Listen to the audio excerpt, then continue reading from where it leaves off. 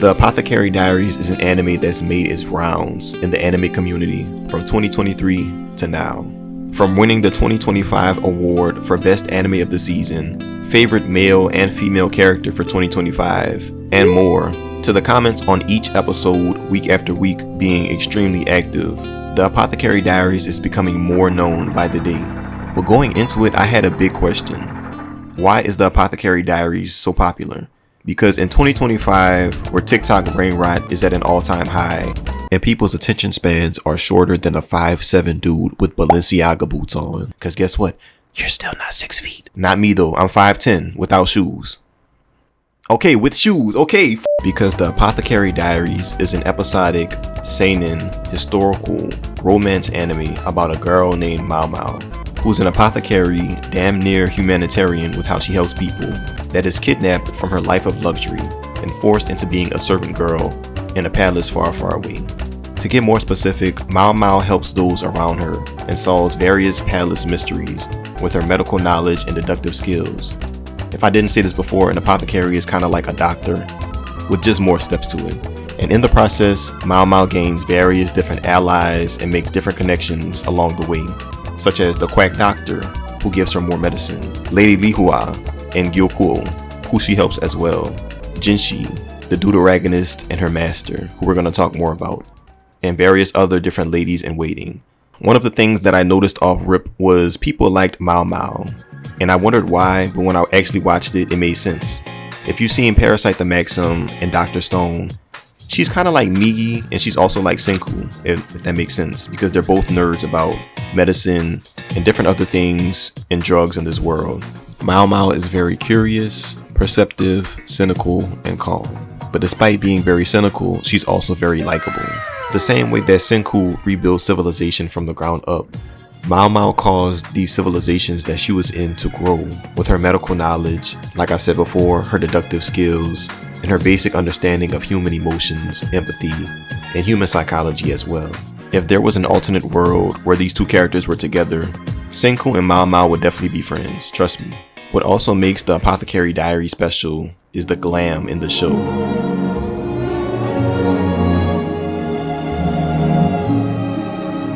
The setting of the Apothecary Diaries is heavily influenced by the rich imperial Chinese culture, and the beautiful settings that each of the different characters are in are frequently lavished with ornate designs and decorations. And the Apothecary Diaries also gives the viewer time to actually look at, engage in, and take in these beautiful settings that are also accompanied by extremely comforting and appropriate music. I can't even lie too, I even Shazammed a few songs, bro. I'm dead ass, like I'll show you. The art style and animation is also very crispy. And like I said before, in 2025, bro, we all know how far that can take an anime.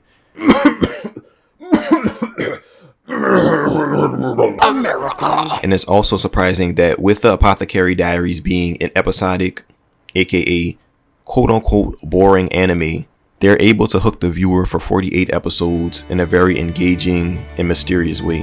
The connection of the story with different plot points that are set up all throughout the episodic moments, plus the end of the episodes flowing into the next and making you want more each and every week, plus the twists and turns that are actually in the show, equals peak writing, just absolute peak writing, 10s across the board.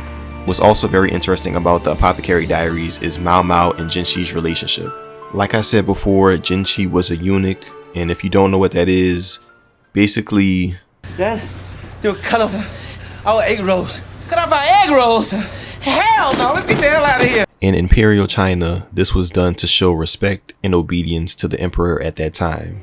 It was also done so that eunuchs wouldn't rival emperors in power, and so that they would not create a rival dynasty in order to overthrow or go up against the emperor. But more importantly, Jinshi served in many different roles in royal courts all throughout the palace.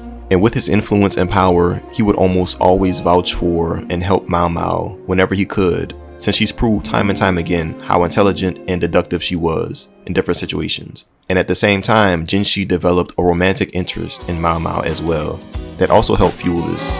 Now, I don't want to compare Jinshi to Gojo because I feel like Jinshi is more similar to Sinbad from Maki, especially since they're both beautiful and they both have purple hair, and their attitude is kind of similar as well sometimes.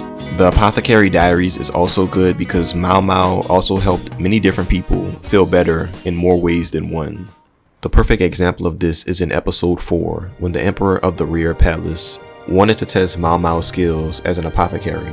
So he asked her to look after Lady Lihua, who was sick and bedridden for reasons unknown. But Maomao figured out that the facial makeup powder that Lihua's ladies were putting on her was the actual poison that was making her feel that way. Maomao slapped one of the ladies in waiting, which was well deserved. She nursed Lady Lihua back to health and also made her realize that she did want to be alive, contrary to what Lady Lihua believed. Maomao even helps the ladies' romantic affairs with the Emperor to flourish once again. And the end of season 1 connected so many of the different episodic moments and plot points that they set up.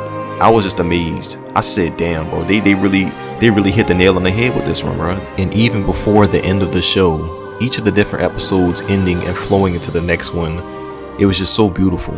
Almost like the transitions on T-Lop 4, the #1 rated mixtape of all time. Like, it's just absolutely genius. But going into season 2, I had a little bit of skepticism about whether or not this episodic format would still be successful. You know, if the same format followed from season 1, with Maomao just helping different people solve mysteries and figure things out throughout the village, would it still be interesting and engaging?